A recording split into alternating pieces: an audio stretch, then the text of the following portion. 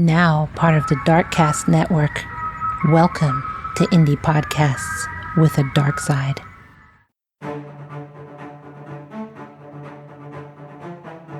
A 17-year-old boy is traumatized throughout his childhood. Instead of getting help, he torments a family from inside their walls for weeks, goes to another house, and it escalates.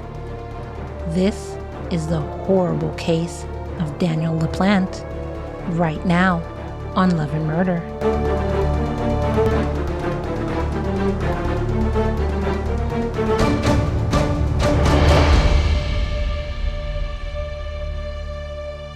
Welcome everyone, welcome to a new episode of Love and Murder, the weekly true crime podcast discussing relationships gone terribly wrong, where our motto is, you're either someone's last love or their first murder. I am your host, Kai, and in today's episode, we're talking about a case of obsession, mind games, and murder. Be sure to continue listening to the very end of this episode as I very briefly rant about another case that I just couldn't wrap my head around. And before we begin, I want to say that this episode is sponsored by my lambs in Patreon. Without you, there probably wouldn't be a show. Be sure to subscribe to Love and Murder right now while you're listening so you don't miss a case. If you didn't know, you can also subscribe to our Patreon so that you don't have to hear intros like this or commercials that were there or coming up. And you'll be a sponsor of Love and Murder. You can put that on your resume. Our last bonus episode over there, we continued reading The Journal of a Cannibal, and I had a small breakdown and a rant over there. www.patreon.com/Love and Murder. I'll talk more about Patreon after this show. In the meantime, though, grab your butts, grab your apple juice, and let's get into some Love and Murder. Daniel LaPlante was born on May 15, 1970 in Townsend, Massachusetts. He was raised with his mom and his stepfather. The house, which was on Elm Street, foreshadowing, he was raised in was like a junkyard with tons of junk and old cars. During his youth, he allegedly was subjected to psychological and sexual abuse, the majority of this by his own father. As a teen, he went to St. Bernard's High School in Fitchburg. There, he didn't have many friends, probably because he was described as, quote, unfriendly, creepy, and weird. Daniel had very bad hygiene and just looked dirty. He didn't care about his appearance. He didn't care what anybody thought about him. He just didn't care. Another reason for this could be because his father was still sexually abusing him, and then his psychiatrist had also started sexually abusing him. I mean, that would definitely make a child act out. In the 80s, neighbors would notice Daniel going into the woods alone, and to them, this was very concerning. Quote, you'd see him walking out there by himself. That's the only place you would see him, the woods. End quote.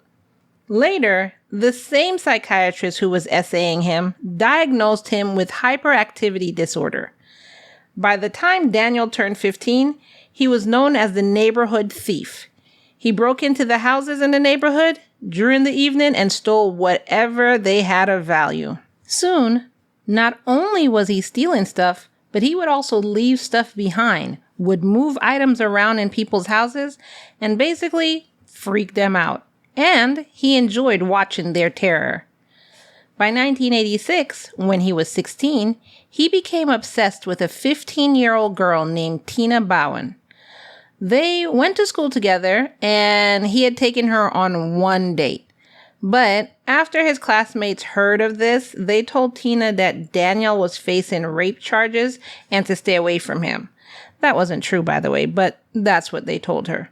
Her father, Frank Bowen, said, say less, and told Tina to stay away from Daniel. Several weeks later, the Bowen family started having some problems. One night, Tina and her sister said they were using a Ouija board and they started hearing noises which freaked them out.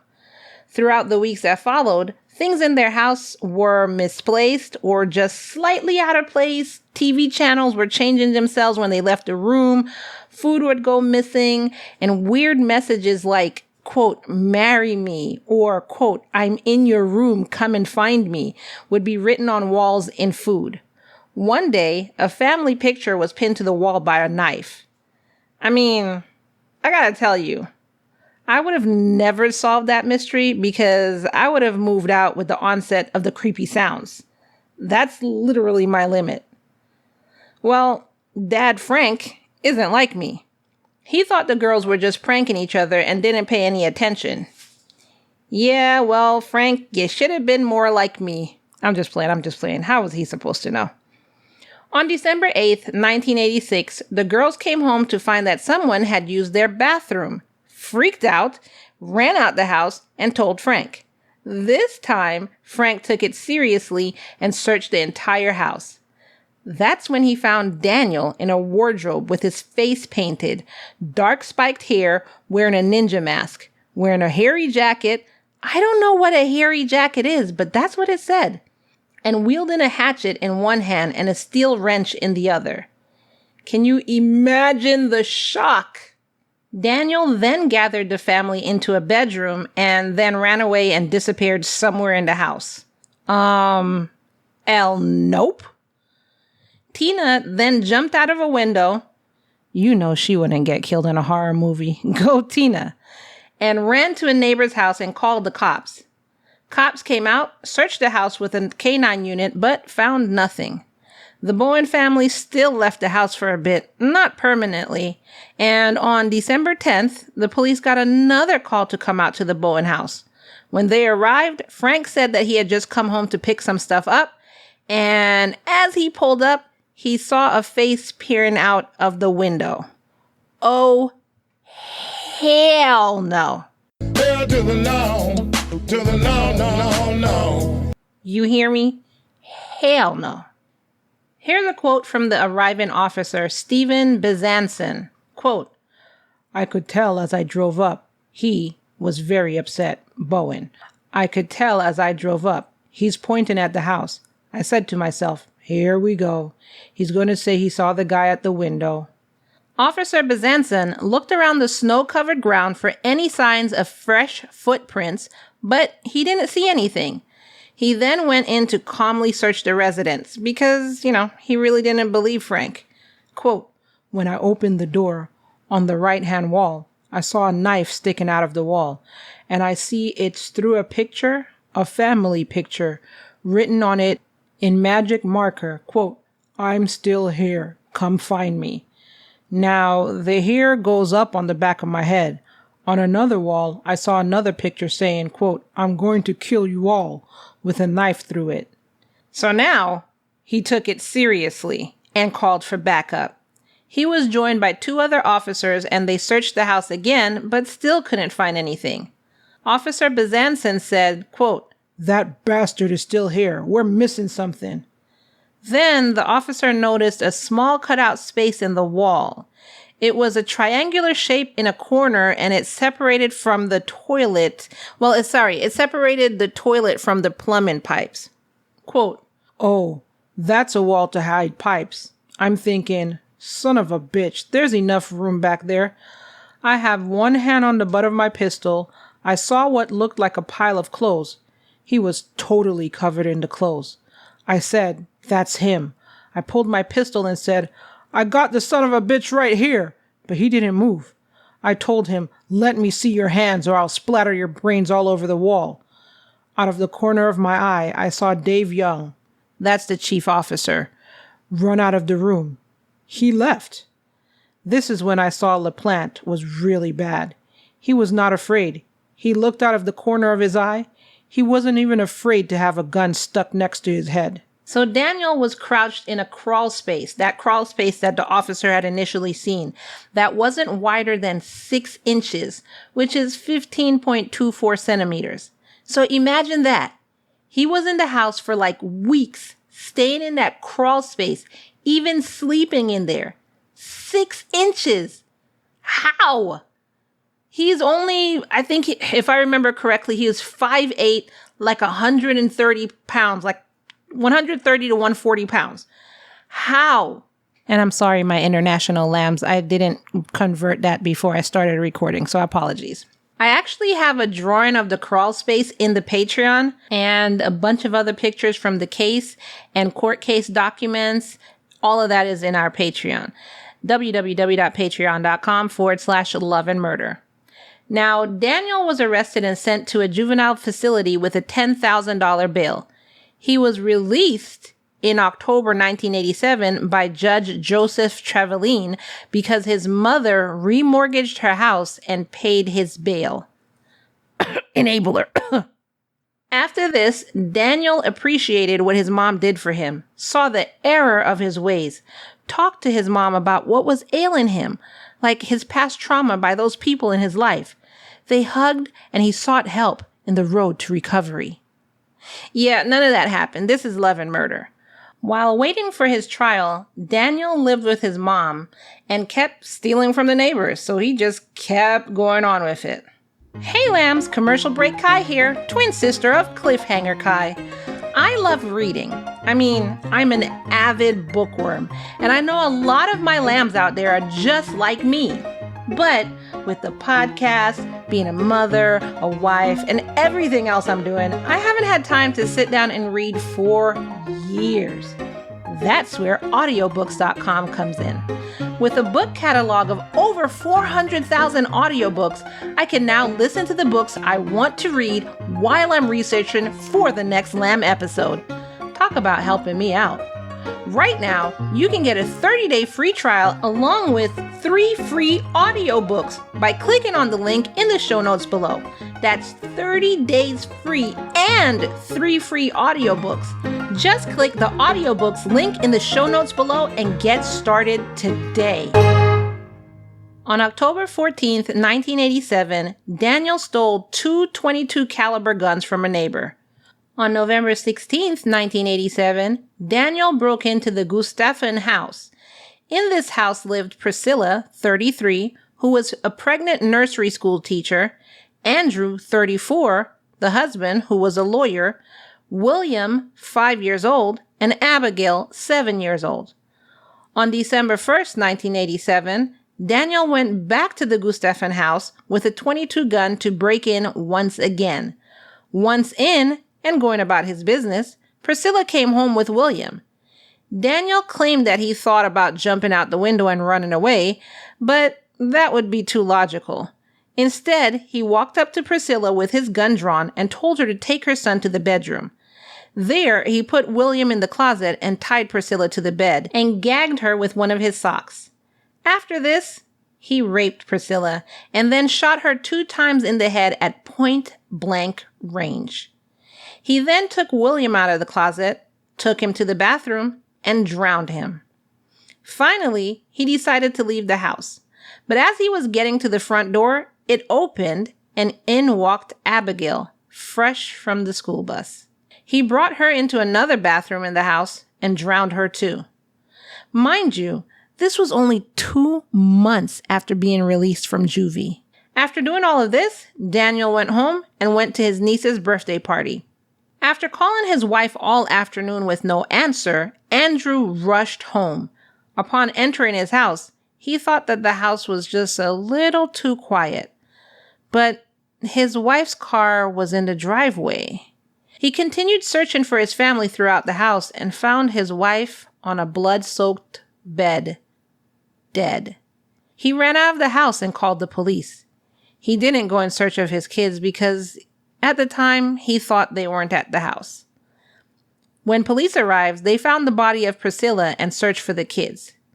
Now here's a quote from an article written by the Celtic Sentinel. Quote, "He went upstairs and discovered his wife's body. He did not know where the 2 children were.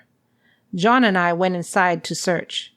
First, we went upstairs where the wife was, and she was on her back with a pillow over her face. You could see she had been shot through the pillow." End quote. They then found William in one bathroom, still in the tub. Quote, "We began to look for the children. I went to the upstairs bathroom. The shower curtain was pulled shut. I opened the shower curtain, and there was a blonde-haired boy, I believe, lying face down. There was hardly any water in the tub." End quote. and then went downstairs and found Abigail in another bathroom in the tub. Quote, "We searched downstairs. We found the daughter in a tub. There was still water in it. My feeling at the time was that she had fought to stay alive." End quote. Police went in search of Daniel because apparently he ran. Lieutenant Thomas Lane, who was in charge of the case, decided to have the search start in the northwest corner of Pepperell. He figured that Daniel will head away from Townsend and go around the Bowen house. Sure enough, people started reporting sightings of Daniel based on pictures that Lieutenant Lane had put out. After the reported sightings, Lieutenant Lane headed out to that area. When he got there, he'd planned to search a wooded area and he pulled up into a driveway nearby. The owner of the house, Lynn McGovern, walked up to his car and asked him if he'd walked her into her house. Although he thought he might alert Daniel of police present if he was actually getting out of his car and doing stuff in the area, Lieutenant Lane did it anyway. His partner stayed in the car and he walked Lynn to her door, opened it, and began walking around. He then heard a loud bang from upstairs and pulled out his gun. He ran upstairs to investigate and saw a 16-gauge shotgun on the floor at the top. He yelled down to Lynn what he had found and she started screaming. Daniel was in the house and he jumped out the second floor window and ran into the woods. Of course, Lieutenant Lane and backup went in pursuit. In their search, they heard a woman, Pam Michaela, scream from inside her house. Daniel held her at gunpoint and told her to drive him away from the area. Because it was dark out, he didn't see Lieutenant Lane in the police car next to him. Now, some side notes. Daniel had Pam drive him because he told her that he only had his learner's permit. Like, you can't even drive, but you're out here doing all of this? Why couldn't you have taken your time practicing driving instead of robbing, raping, and murdering? What an asshole. Next side note. The car was actually a van, and it was a bright orange van, and it had 2 for sale signs on it. I mean, why didn't he just have a flashing neon sign on a red Lamborghini? I mean, that would have been less obvious, don't you think? During the drive, Pam rolled out of the car when they'd gotten to town hall and got away. Because Daniel couldn't drive, even though he tried to continue, he jumped out of the car and started running, trying to hide. One of the searching officers, Officer Paul Beretta, said, quote, "I saw him when he stuck his head out of the dumpster, but by then there was nowhere to go." Daniel was arrested on December 3rd, 1987, and taken to Massachusetts State Police Barracks. When they forced him to remove his clothes, Daniel finally admitted that he had a gun that he'd stolen from the McGovern house hidden in his underwear in the crotch area. Dude. During trial, which started in October 1988, police presented all of the evidence, including the shirt and gloves he'd worn to drown the Gustafson kids. He'd hidden those in the woods behind their house. They also presented to the court that Daniel had taken ammo and guns from the McGovern house, which were found in the woods behind their home. What is with him in hiding evidence and stuff he needs in the woods behind the exact home he just came out of? In one of the court documents, it stated, quote, "The defendant carefully planned 2 intrusions into the Gustafsons' house. First, breaking in on November 16th, 1987, and stealing items. While he could have stopped there, he decided to return. He obtained a gun and lied to his brother's friend in order to get bullets. He practiced loading and unloading the guns. On December 1st, 1987, the defendant broke into the Gustafsons' house for the second time, carrying the loaded weapon. When he heard Priscilla Gustafson and her 5-year-old son William entering the house, he said that his first thought was to jump out of the window, but he decided not to. He confronted them with the gun, brought them to the bedroom, put William in the closet, and tied Priscilla to the bed. The defendant said that after he tied Priscilla to the bed, his plan was to leave, but once again, he decided not to. Instead, he made the decision to rape her. After raping her, he acknowledged that he could have left. Instead, he decided he would kill her. After he killed Priscilla, the defendant made the decision to take William into the bathroom and drown him. As he was leaving, he encountered 7-year-old Abigail. He lured her into the bathroom and made the decision to drown her as well. After fleeing the scene, the defendant went home, ate, and then attended his niece's birthday party as if nothing had ever happened. Okay, so an edit real quick. I've been saying Gustafsson, but it's pronounced Gustafsson. So apologies for that, because I know I'm about to get a lot of DMs telling me about the pronunciation. One person even said that, shame on me. I'm not going to get every single name right. Continuing on. It was reported that a year before he was murdered, Daniel was running around telling people that he was a Satan worshiper and saying, quote, I don't care if I kill, end quote. Andrew Gustafsson also took the stand. Judge Robert later said, quote, it was so quiet in that courtroom you could hear a pin drop. All eyes were on Andrew Gustafsson. Gustafsson began to cry. He told the jury he was afraid he would find his children dead. In all my years as a judge, I have never forgotten that moment. Daniel took to the stand also saying that, he was young and that he'd been abused and that's why he did this. Seriously? I know people who have been abused before, and I knew them when they were young, and I know them when they're older, and they never did anything even remotely close to this. He also said that his brain wasn't fully formed because he was so young. Like, Lambs, you don't even know how hard my eyes are rolling out of my head right now. A forensic psychiatrist took to the stand after he evaluated Daniel and testified that Daniel was in no form or fashion remorseful for what he did. Daniel was found guilty of murder and convicted to 3 life sentences with the possibility of parole after 45 years. He was sent to Sousa Baranowski Correctional Center in Lancaster, Massachusetts. In 2017, he appealed his sentence, which, if I were the judge, I would ask him, based on what grounds, and force him to write a 20-page paper, single-spaced front and back, pleading his case. Keep in mind, I already know my answer, but giving hope, only to dash it away. Part of his punishment, in my opinion. Anyway, this was his second appeal. I didn't see the date of the first one. On March 22nd, 2017, he had a resentencing hearing asking the judge to reduce his sentence. During the sentence, Daniel apologized, saying, quote, words cannot fully capture what I have done. I murdered 3 innocent people. Because of me, a 5-year-old boy will never turn 6. There's a 7-year-old girl that will never turn 8. Because of me, a woman will never be able to give birth to her 3rd child. I robbed an unborn child of his first breath. A husband was never able again to hear from his family, I love you. I do not have the words to fully express my profound sorrow, but I am truly sorry for the harm I have caused. From the very essence of who I am, from the depths of my soul, I am sorry. End quote. But then also during the appeal, it was cited that Daniel said that, quote, juveniles convicted of murder should be given a meaningful opportunity to re-engage with society. There was also a new law allowing juveniles convicted of murder to examine cruelty and atrocity to ask for parole after they've been behind bars for a minimum of 30 years, end quote.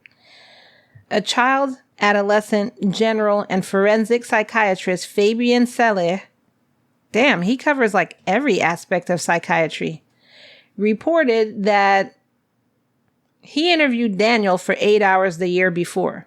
Quote, he showed no empathy at any given point in time. He continued to minimize his behaviors. There was no evidence of emotion, no feelings, none whatsoever.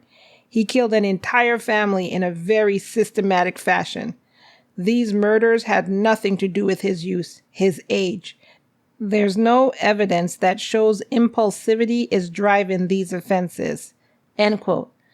Dr. Selle said that today, Daniel has antisocial personality disorder.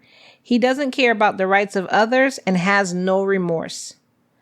During his cross-examination, Daniel's lawyer told Dr. Sella that Daniel cried while discussing the case with him the year before. Dr. Sella said, yeah, those tears were fake.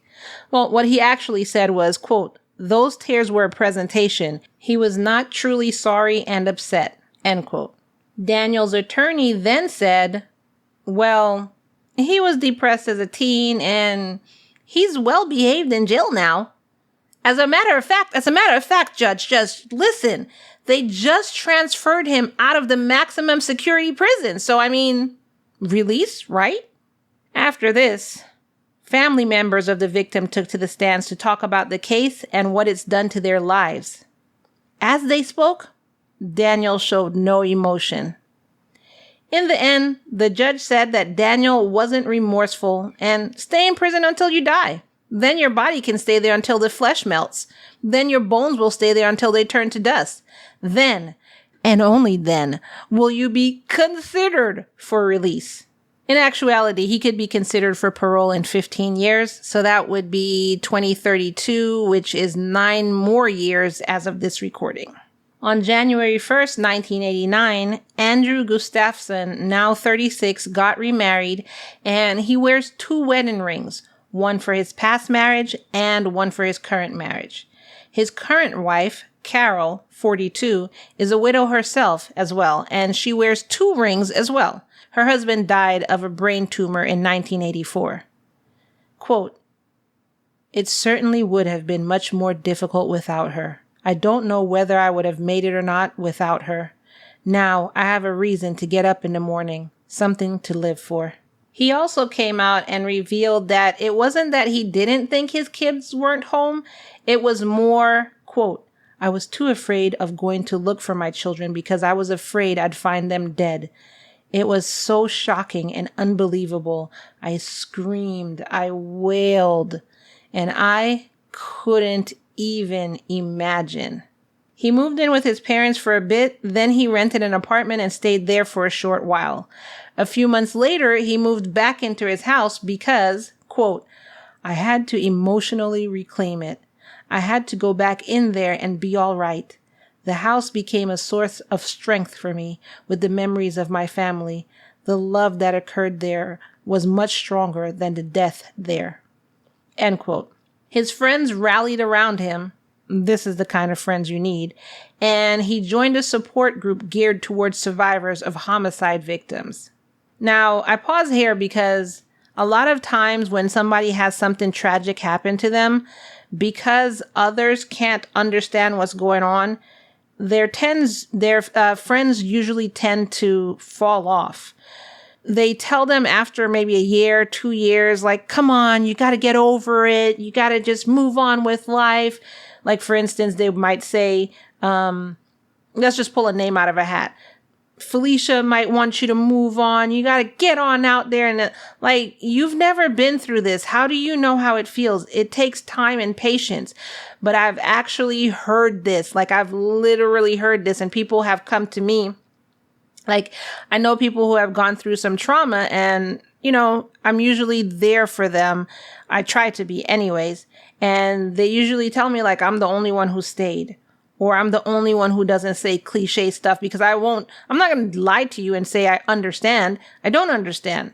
I know someone who lost both of their children, and she was she was distraught. And I never said stuff like, I understand, because I don't understand. I can't imagine. It's more like what I would say. I can't imagine. I'm so sorry this happened to you.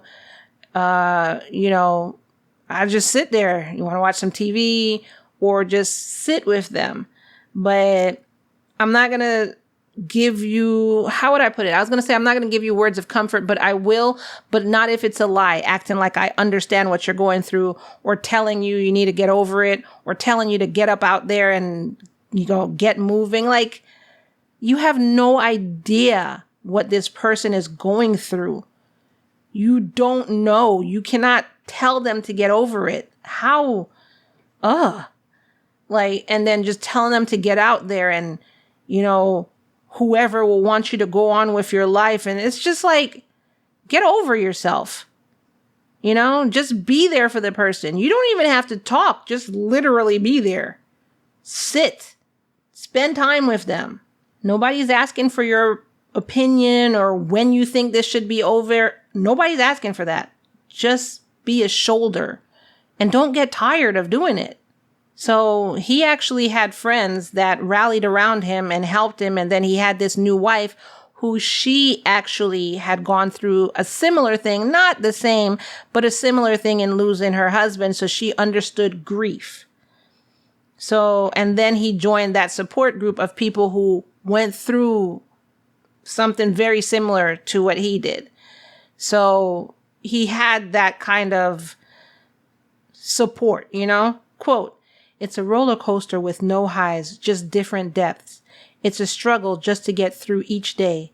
First you sob all the time, then you set goals. Like you say, today I'm going to go shopping. You don't want to go out and deal with people, but then you go ahead and feel better because you did it." End quote. As of the time of the reports I've been going over, Andrew and Carol were hoping to adopt a child. I don't know if it happened, but that's what they were hoping to do. Now, lambs, I really thought I was done with this case. I was putting the finishing touches on my research and doing my 15th sweep to see if there was anything else I was missing in the case, because I like to bring y'all all the facts that I found. Lambs. I was totally missing a whole other court hearing.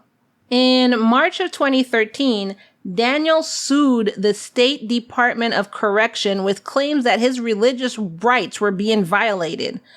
While representing himself, he specifically cited the DOC's superintendent, Gary Roden, didn't allow him to practice while behind bars. Now, what he said is that he's a Wiccan and that Gary wouldn't allow him to get and bring in herbs, medallions, oils, teas, fruits, and nuts, and some cakes that he really needed. Really? He said that he passed the, quote, sincerity test, end quote. What the hell is a sincerity test? Given in prisons, and that he does have access to musk, frankincense, jasmine, and Somali rose, but not to dragon's blood or black opium and some other oils. He's also not allowed to have baking soda, honey, black salts, or the ability to use colored pens. Yeah, because it could be used as a shank. The prison does give him cake, but it's the same cake and it's boring. He wants more variety, like carrot cake and sugar cookies, because this is a freaking hotel that I just checked myself into. Is he insane? The lawsuit said, quote, "The defendants have refused to provide cake that excites the senses, which is an essential and necessary part of Mr. LaPlante's Wicca faith," end quote. The attorney representing the DOC, Attorney Richard C. McFarland, responded saying that, quote, "The DOC and Rodden deny the allegations and note that LaPlante has failed to exhaust all administrative remedies," end quote. So I didn't see an update on this, so I'm guessing he got told to kick rocks, stop bitching, and go back to prison, baby killer. I mean, those are my words, not theirs, but still. And that is the case of Daniel LaPlante. What did y'all think about this case? What I learned about myself doing this case is that new fear level unlocked. So thanks for that. People just living in your freaking walls where you don't even think someone could fit? Now, my question is, do you blame the first judge who let Daniel go? Or do you think he was right in letting him go since his mom paid the bail? Now, as I said in the beginning of this episode, before I end today's episode, I just wanted to acknowledge something. I was on the internet just searching around, as you do at 3 o'clock in the morning, and I saw a video. And with that video came the acknowledgement that I think I found my limit in true crime. This video had the title, quote, and I quote, "The 5-year-old was sold by her mom to be violated to death," And this video was by YouTuber Anna Uncovered. Now, I couldn't even bring myself to click on it. Even reading back the title now is bringing back all the waves of emotions. And I need to cleanse my mind because no, my mental health will absolutely not allow me to watch this. And I scrubbed it from my brain when I first saw it, but rereading it now, I gotta scrub it from my brain again. I really wonder, especially as a true crime podcaster, what the is wrong with people? You had I'm not going to go into this. And I'm not talking about Anna covering this true crime case. I'm talking about the freaking mom and what she did to her kid. All right. I just wanted to get that off my chest. And you know what I'd love for you to do? Get your thoughts off your chest too. And you have 3 ways of sharing them with me. Number 1, you could tell me in the comments below. Number 2, you could join the Lamb Facebook group. It's free and welcoming, and you can discuss this case and the other case that I just talked about with the rest of the Lambs. Or you can join the exclusive Lamb community here at patreon.com/loveandmurder. Speaking of which, if you join Patreon at only $3 a month donation, you get commercial-free episodes. So basically this episode minus all the commercials. But you get additions to the case. So all the pictures that I put in there, if there's any videos, pictures of the evidence. And for this case, there's pictures in the courthouse, pictures of the crime scene, pictures of the van, pictures of so many other things. Plus there's the court cases, and I think there's something else, but I can't think of it right now. You also don't get an intro, so we get straight to the case. So you can get all of this and more, bonus episodes, back bonuses, everything, if you just go to www.patreon.com/loveandmurder. You can also click on the link in the show notes below, which is the easiest way to get there. The best tier is the $5 a month and above, because not only do you get all these things, like I said, you also get the bonus episodes at $5 a month and above, and access to everything that I post throughout the web. You get this all here in this one little community, www.patreon.com/loveandmurder. And as I always remind you, a free and easy way to help me out is by simply sharing this episode. Click on that share button, like right now while I'm talking. Just click on it, just hit on it right there and share it. Share it on your social media, share it in your text message, share it in your WhatsApp if you use it. Share, share, share, share, share.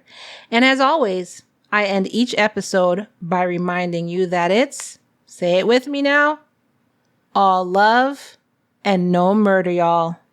Bye.